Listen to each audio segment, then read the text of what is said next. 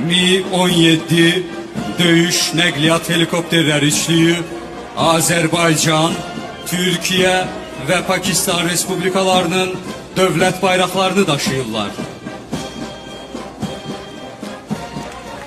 Vətən müharibəsi qəhrəmanları, Hərbi Hava Qüvvələrinin komandanı General-Leytenant Namiq İslamzadə və Polkovnik Rəşad Nadirov helikopterlər üçlüyünə başçılıq edir.